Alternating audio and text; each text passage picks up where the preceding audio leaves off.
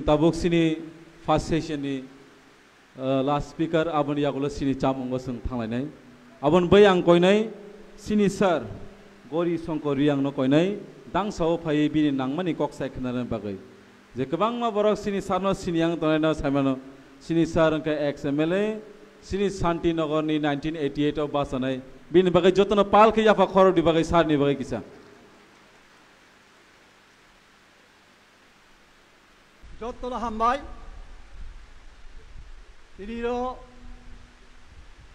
তিনি ত্রিপুরা মথারি যে first plenary session session আমাদের ক্ষুধা বেশি চীনের মাইমাং হখৈমা বেশি যার ফলে চৌন বই বরৌনি ইচ্ছা মতো ব্যবহার খাইমানো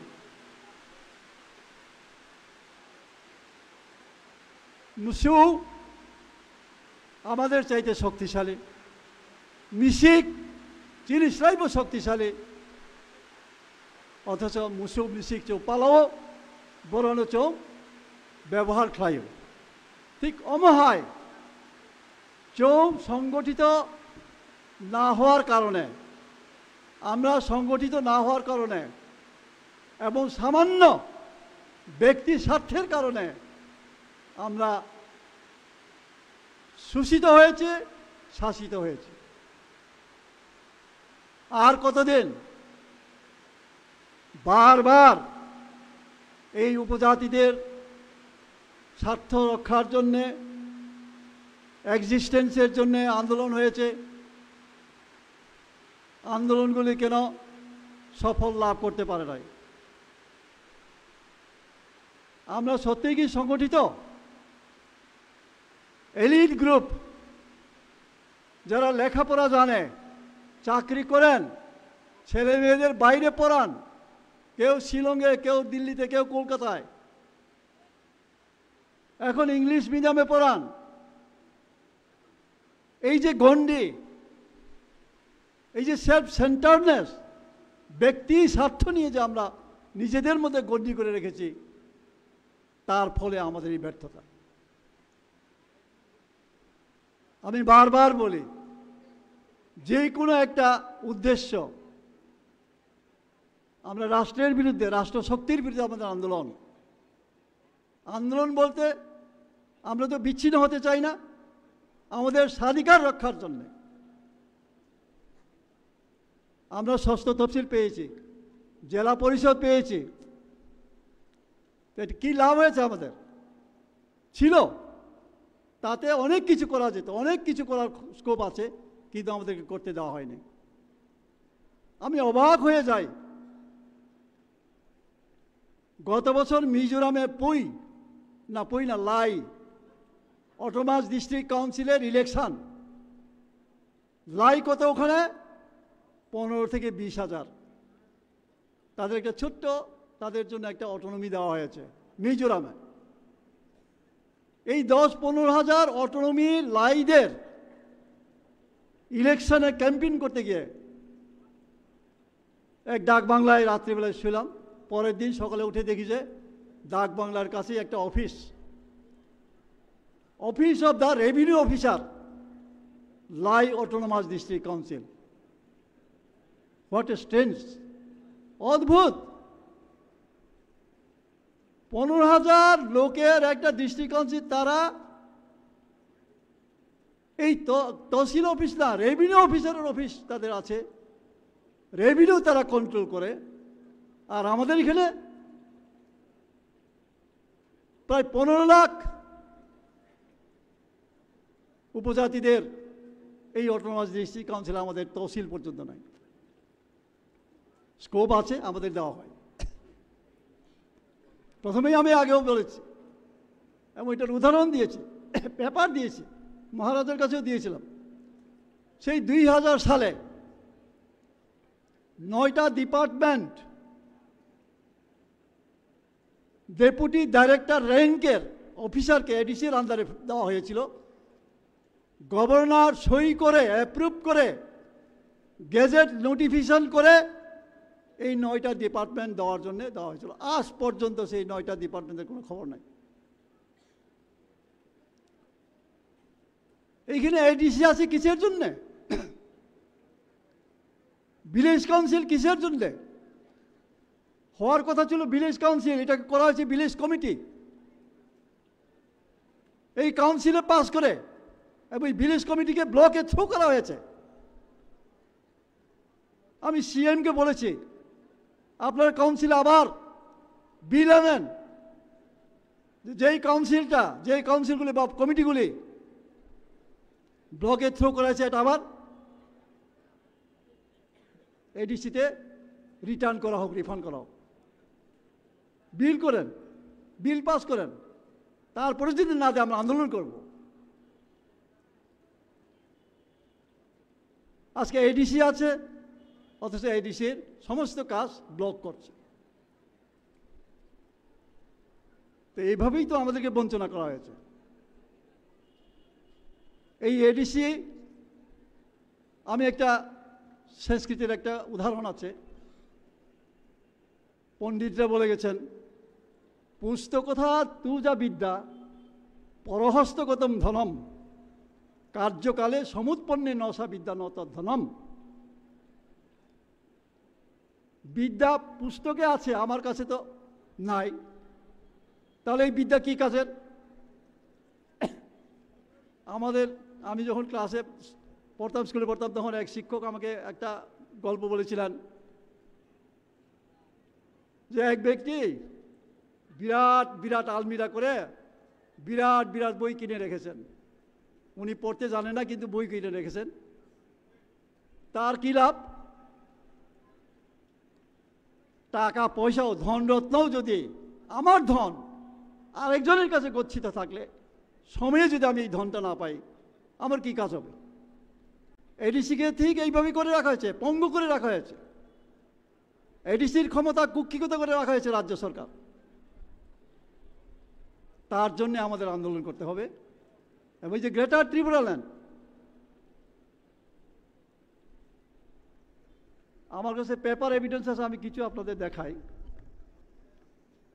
এডিসি এলাকাকে নিয়ে পৃথক রাজ্য দেশের কোথাও হয়েছে নাকি? কাকে বিভ্রান্ত করা হচ্ছে? রবীন্দ্রনাথ ভিলেজের সবাই বাজুবন রিয়াং আমার জ্যাঠাতো ভাই হয়ে মারা গেছেন।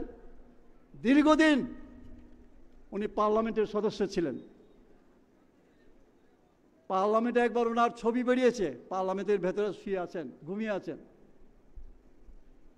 আর এখানে ত্রিপুরায় আছে, কি সুন্দর একটা বিবৃতি দিয়েছেন যে এডিসিকে নিয়ে কখনো রাজ্য হয়েছে, এরকমগুলো ব্যাপার আছে ত্রিপুরাতে বা ভারতে। এইবার দেখেন গেজেট অফ ত্রিপুরা, পার্লামেন্টে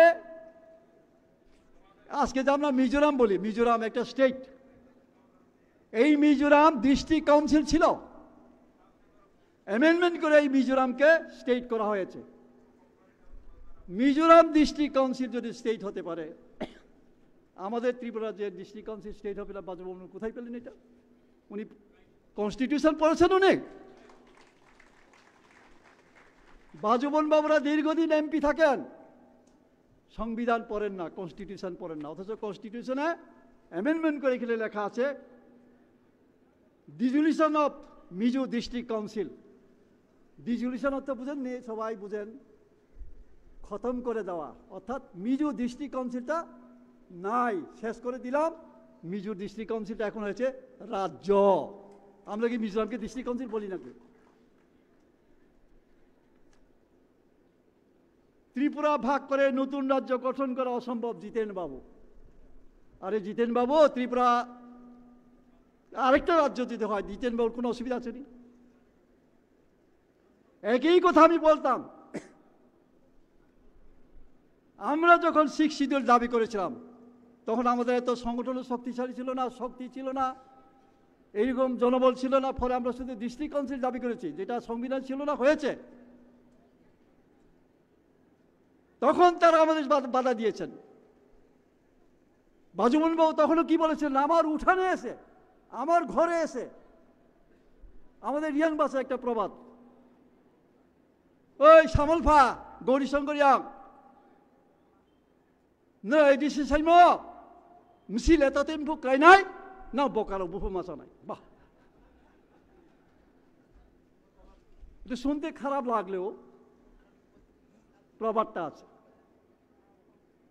তারা এইভাবে আমাদের নিন্দা করেছে, তিরস্কার করেছে, ক্রিটিসাইজ করেছে, তারপরে এডিসি হয়েছে। আর সবচেয়ে বড় দুর্ভাগ্য, আমরা উপজাতিরা, আমি নিজেকে বলছি, আমি নিজে গাধা, কাউকে বলবো না, আমি নিজেই গাধা বলবো। আমি শুয়োরের বাচ্চা, কুত্তার বাচ্চা আমি। কেন? দাঙ্গায় কারা মারা গেছে? যারা যুব সমিতি আন্দোলন করে 6 শিডিউল দাবি করেছিল। দাবি করেছিল কারা? যুব সমিতিরা। মারা গিয়ে কষ্ট করে দাঙ্গা হয়ে। পিসিসির প্রেসিডেন্ট ছিলেন অশোক ভট্টাচার্য, বিধানসভার এমএলএও ছিলেন। উনি কি বলেছিলেন? বিধানসভায় দাঁড়িয়ে ইন্দিরা গান্ধী এডিসি দিতে পারে, 6 শিডিউল চালু করতে পারে, চালু করুক না, এডিসিকে আমি মাথায় করে বঙ্গোপসাগরে নিয়ে ফেলে আসব। এইসব বিরোধিতা সত্ত্বেও এডিসি হয়েছে। কারা এনেছে? ত্রিপুরার 50%ই ধরুন বা 60%ই ধরুন উপজাতিরা, যারা তখন যুব সমিতি করত। 84 ইংরেজিতে এডিসি হলো, 85-তে হলো নির্বাচন।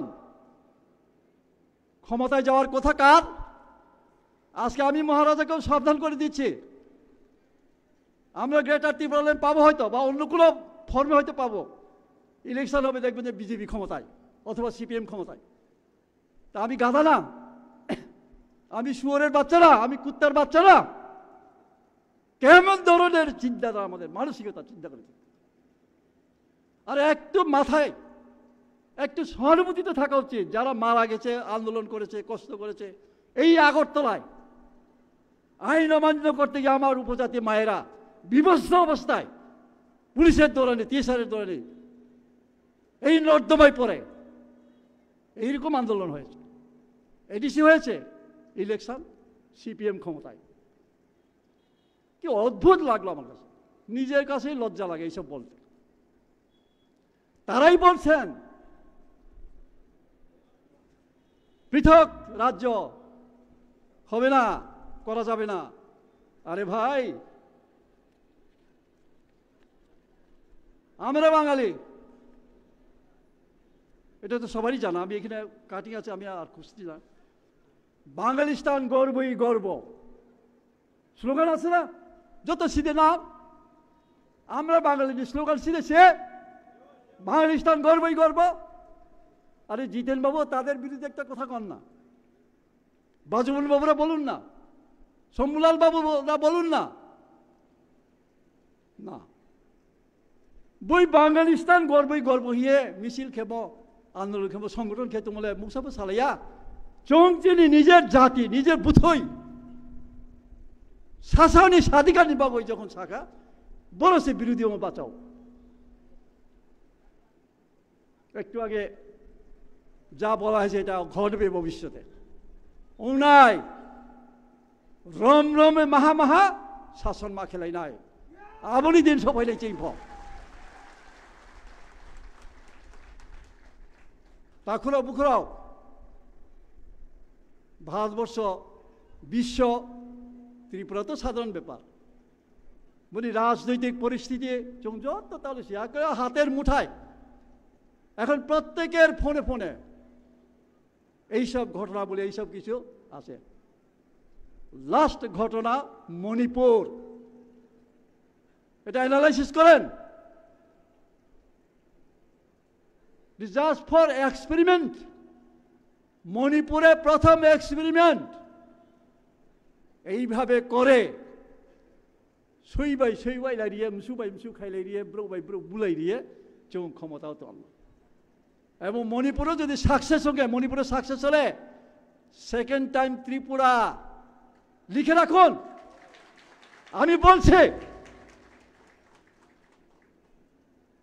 মণিপুরে প্রায় 1002 গির্জাঘর পুড়িয়ে দেওয়া হয়েছে, বুলডোজার চালিয়ে ভেঙে দেওয়া হয়েছে, জাস্ট এক্সপেরিমেন্টাল। আরো সাকসেস সঙ্গে ত্রিপুরা উপায় নাই। তারপরও খ্রিস্টানরাও ভারত মাতা কি জয়, বিজেপি জিন্দাবাদ, ও দুঃখ হয়। আর এটলিস্ট খ্রিস্টানরা তো ছাড়তো তাদের, প্রমোদ রিয়াং খ্রিস্টান, এইরকম বহু খ্রিস্টান নেতা আছে বিজেপির তলে। বস নুইয়াব মণিপুরী ঘটনা নুইয়া। এরা ভাবে এইখানে মৈতি এবং কুকিদের মধ্যে লড়াই, না বাবা, এটা রাজনৈতিক লড়াই, একটা এক্সপেরিমেন্ট। এইভাবে লড়িয়ে দিয়ে সাকসেস হলে ত্রিপুরা, নাইসাও তো দেখ, তবে সাকসেস হবে না। এই ত্রিপুরাতে দাঙ্গা ঘটানো হয়েছে, দ্বিতীয়বার দাঙ্গা করার জন্য প্রচেষ্টা নেওয়া হয়েছে। আমি আবার বাঙালি ভাইদের তাদেরকেও নমস্কার জানাই, তাদেরকেও শ্রদ্ধা করি। দ্বিতীয়বার আর দাঙ্গা হয়নি, প্রথমবার হয়েছে, কেউই বুঝতে পারেনি। দাঙ্গার ঘটনা এখানে সময় নেই আমি বলতে পারি। এবং বিধানসভায় দাঁড়িয়ে যারা দাঙ্গা করেছে প্রকৃতপক্ষে তাদেরকে চোখে চোখ রেখে আঙ্গুল দেখিয়ে বলেছি, তোমরাই দাঙ্গা করেছ। মন্ত্রী এমএলএ শুনছে দাঙ্গানি প্রচারক আবশ্যক মুই আছে ফিপে আদালে বুমু সালিয়া। এই ভাতখোলা বাজার, অভিগঞ্জ বাজার, বরপাথরি, বিলুনিয়া। আমি তখন যুব সমিতির সম্পাদক, তখন তো বিলুনিয়া সব শান্তিবাজার এক ছিল। যুব সমিতি প্রচার করতে গিয়ে আমি অভিগঞ্জের বাজারে গেছিলাম।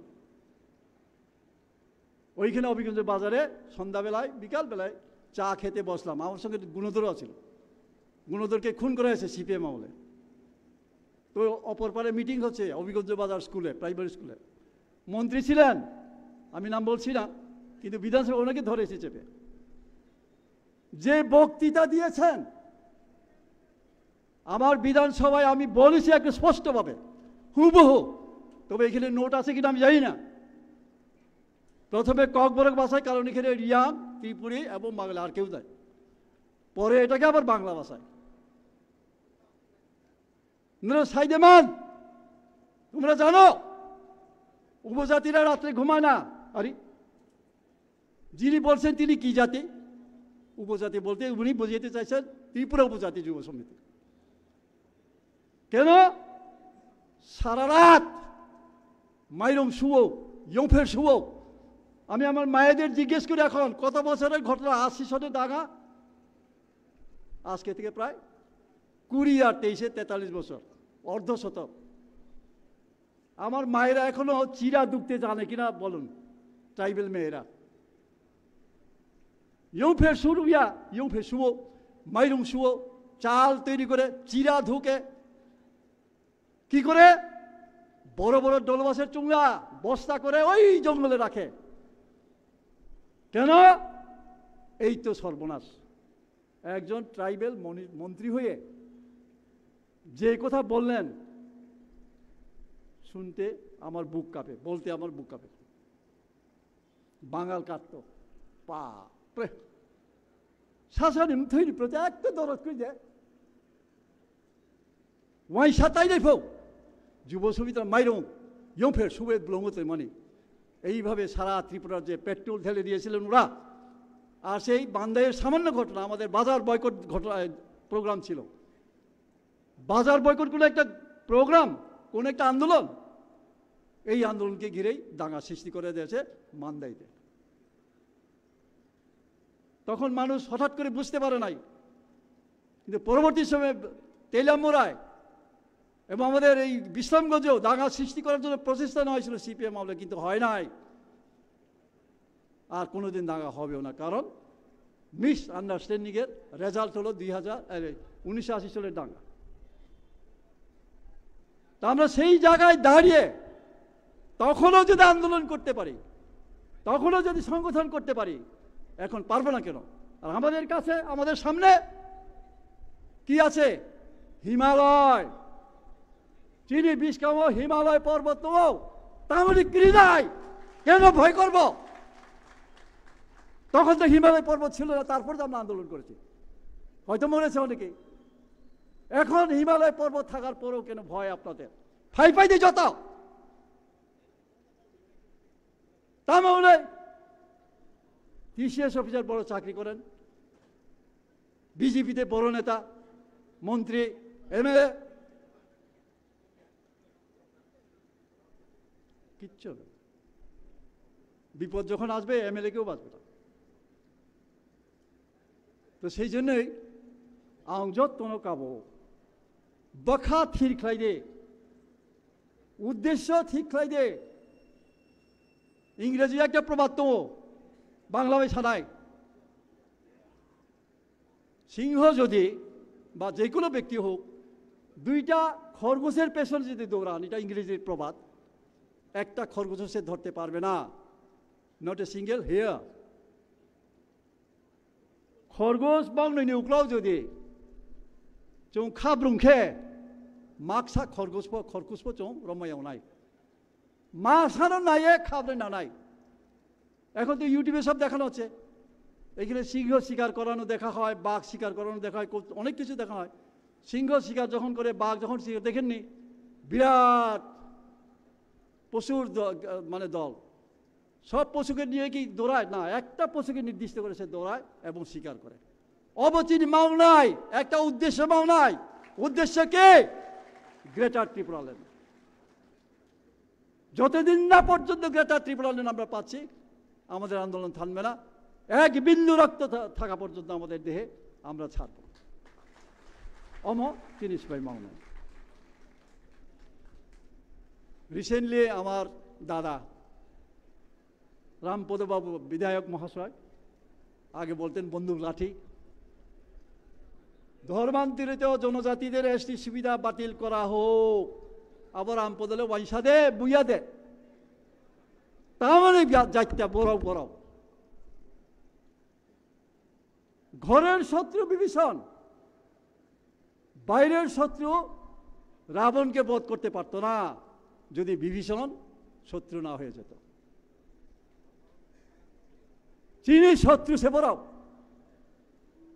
আইডেন্টিফাই খাইতে পারো না, চিহ্নিত খাই দে। Future will speak something for them. Bangladesh যুদ্ধের সময় কি হয়েছিল? রাজাকার বাহিনী, ভারত স্বাধীনতার সময় হয়েছে এরকম, ইংরেজের পক্ষ হয়ে কিছু কাজ করেছে। আজকে তাদের শাস্তি হচ্ছে, হবে। ইতিহাস এটা কোনোদিন কাউকে মাফ করে না। জাতির বিরুদ্ধে যদি আর তোকে জাতির বিরুদ্ধে যদি নুমরিকে ষড়যন্ত্র লাগে, জাতি নুনা ক্ষমা খাইয়া, ইতিহাস কোনোদিন ক্ষমা খাইয়া।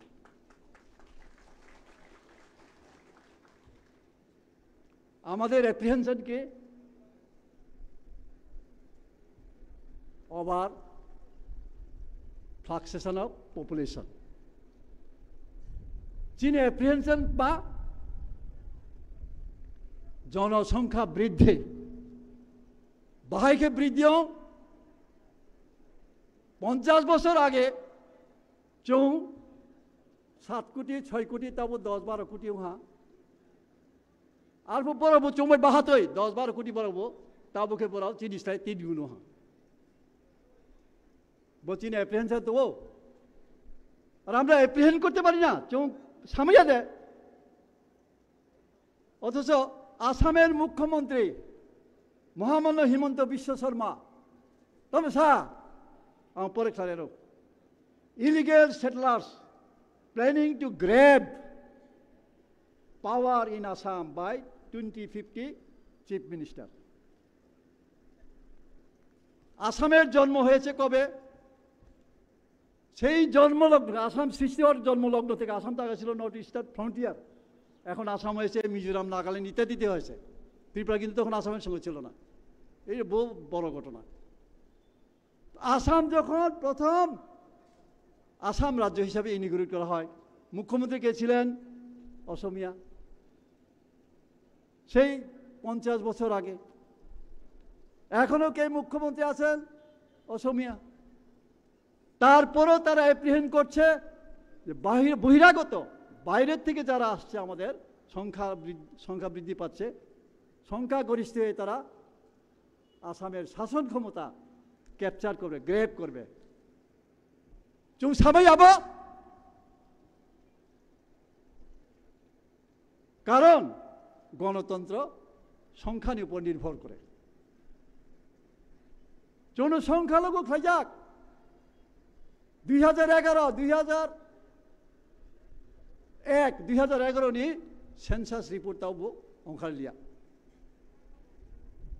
তাও এসো জনসংখ্যা বৃদ্ধি হোক ওই আমাদেরকে এখনো দেখানো হয় 1991 এর সেন্সাসটা আমরা পাই এখন অন্য কোনো বছরের সেন্সাস দেওয়া হয় না তখনের যে হিসাব 37 লক্ষ আমরা কত 12 লক্ষ বাদ বাকি কারা কিন্তু ত্রিপুরার জনসংখ্যা কি এখন 37 লক্ষ আগরতলার জনসংখ্যা কত দেখানো হয় সরকারি হিসাবে তখন 1 লাখ আমার মনে এখন 10 লাখের উপর হবে আগরতলা আবারও ক্রিসে সেন্সাস রিপোর্ট অংখারিয়া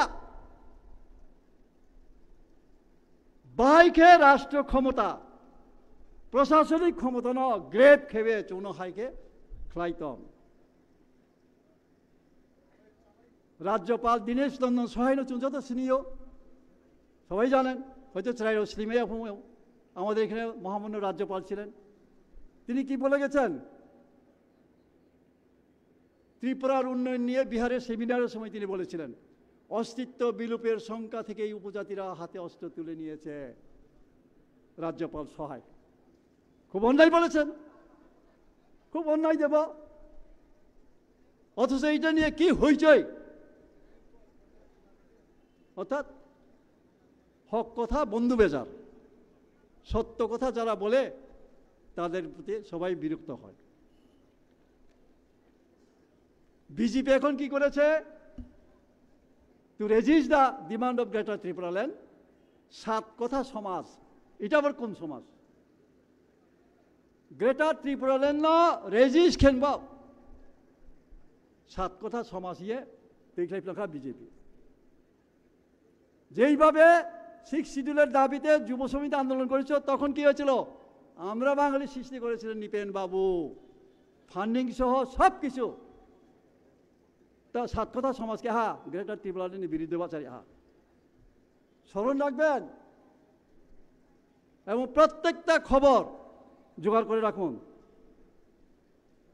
ওই তো বাঙালিস্তান চাই আমরা বাঙালি পত্রিকাতে দেখো আমরা তো মিথ্যা কথা বলছি না কোনো বানব ছায়া কি পুরো বাঙালিস্তান সাইমিও আরে বেটা তোমার পশ্চিমবঙ্গ আছে না আর এখানে বাঙালিস্তান দরকার কেন উপজাতিদের বিরুদ্ধে উপজাতিরা আমাদেরকে কি করবে শোষণ করবে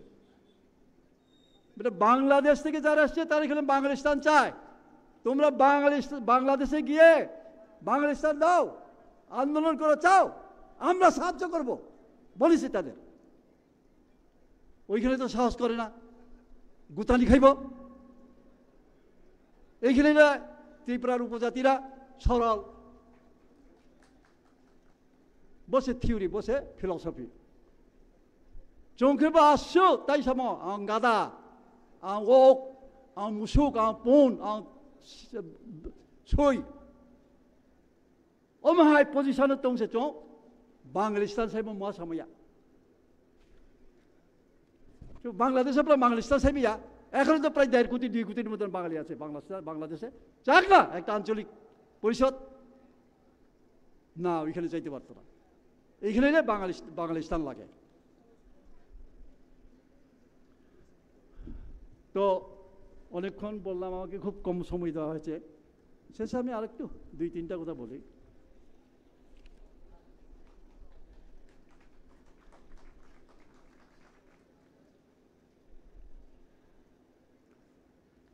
কাজ করতে গিয়ে আমরা ঢিলামি করি আমি শুধু এইখানে আমি রাজনীতি করে আজকে 1967 থেকে যখন থেকেই টিউজের সৃষ্টি তখন থেকে আমি আছি প্রত্যক্ষ রাজনীতিতে আমি এসেছি 88-এ বিধায়ক হয়ে তো আমাদের মধ্যে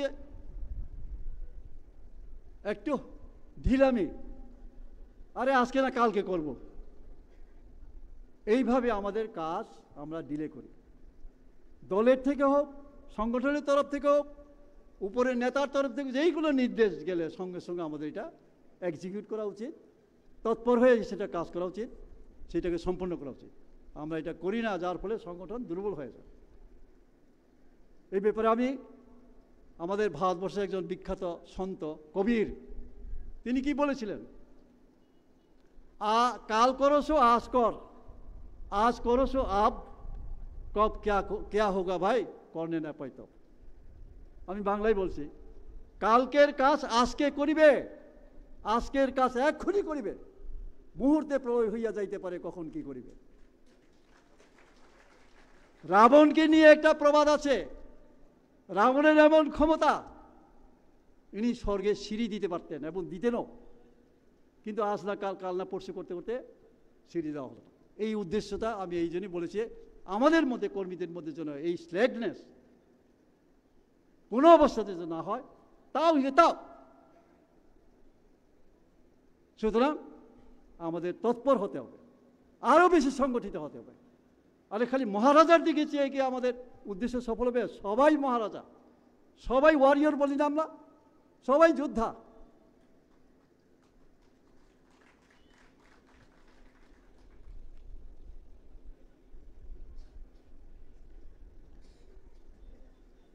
তো শেষ কথা বলে, লিডার, আমরা মহারাজাকে আমাদের লিডার মানি। আমি ওনাকে প্রশংসা করছি না, ওনাকে খুশি করার জন্য বলছি না, বাস্তব জিতাইতে বলছি। সেই সংস্কৃতির কথাই যাই আবার, ইন্দ্রও হবি লঘুথাং জাতি স্বয়ং প্রখ্যাপিতের গুণই। ইন্দ্রও যদি নিজ মুখে নিজ গুণ কীর্তন করে, তার ইন্দ্রত্বেও কিন্তু লঘুতা প্রাপ্ত হয়, এটা শাস্ত্রে লেখা আছে। নেতাকে আমরা সবাই নেতা নেতা চিৎকার করি, সবাই নেতা না।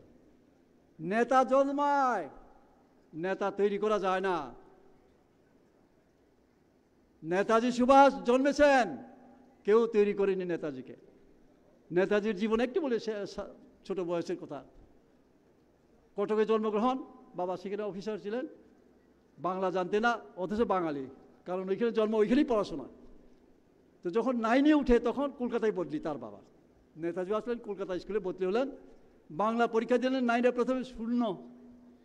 বাঙালি ছেলে, বাংলা পরীক্ষা 9-এ 0। এই তো বেচারা চেততে গেল, সবাই হাসতে লাগলো। বার্ষিক পরীক্ষায় বাংলায় 100-তে 100। কিভাবে সম্ভব? আমরা কি পারবো না? চুমাইয়ে দেব না, 100-এ 100।